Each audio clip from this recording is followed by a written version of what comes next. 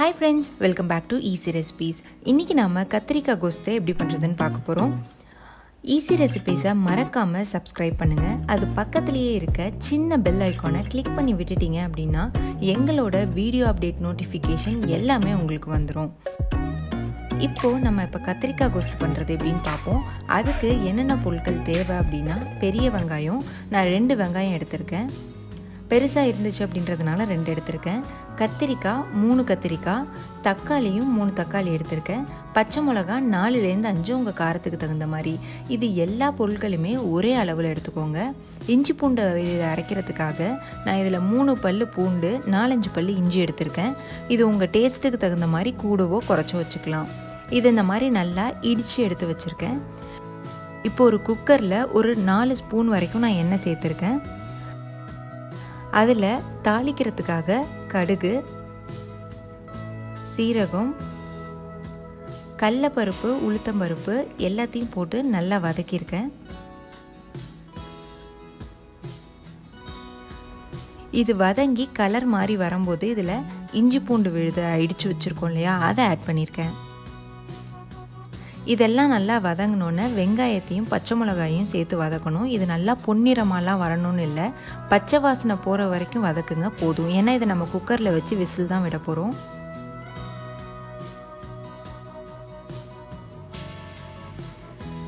இது இந்த மாதிரி கொஞ்சமாக வதங்கி வந்ததுக்கு அப்புறமா நம்ம மிச்ச காய்கறிகளை சேர்த்துடணும். வதங்கி வந்துடுச்சு. இப்போ நான் இதோட தக்காளி, கத்திரிக்காய் 2த்தையும் சேர்த்து கொஞ்சம் நேரம் வதக்கிக்க போகிறேன்.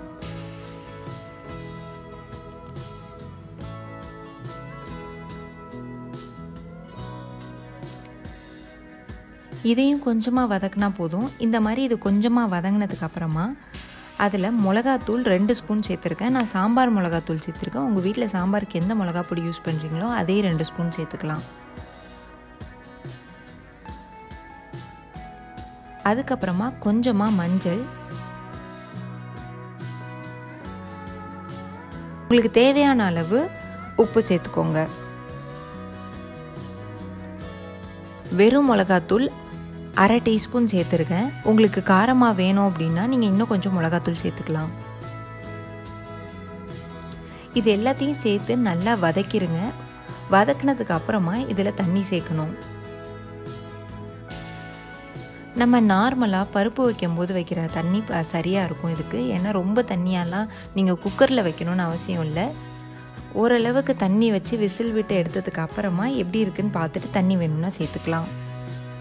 இதில் நான் 2 விசில் விட்டுருக்கேன். இப்போது இந்த சாம்பாருக்கு தேவையான அளவுக்கு சாம்பார் பொடி எப்படி பண்ணுறதுன்னு பார்க்கலாம். ஒரு கடாயில் எண்ணெய் இல்லாமல் மல்லி, கடலைப்பருப்பு, சீரகம், மிளகு, கொஞ்சமாக வெந்தயம், ஒரு காஞ்ச மிளகா, இதை நான் நல்லா எண்ணெய் ஊற்றாமல் வறுத்துட்டு பொடிஞ்சுக்க போகிறேன். உங்களுக்கு இதுலேயும் காரம் கொஞ்சம் கூட வேணும் அப்படின்னா காஞ்ச மிளகாயை 2 இல்லை 3 மிளகா வரைக்கும் வச்சுக்கலாம். இது நல்லா கலர் மாறணும், அது வரைக்கும் இதை வதக்கணும். இந்த மாதிரி கலர் மாறி வந்துடுச்சு அப்படின்னா அடுப்பை ஆஃப் பண்ணி பக்கத்தில் எடுத்து வச்சு ஆற வைங்க. இப்போ 2 விசில் வந்துடுச்சு. குக்கரை ஓப்பன் பண்ணி பார்த்தீங்களா, ஒரு வாசனை வரும் இப்போவே. இது ஆல்மோஸ்ட் முடிஞ்சிருச்சு. இதை கொஞ்சமாக கலக்கி விட்டுட்டு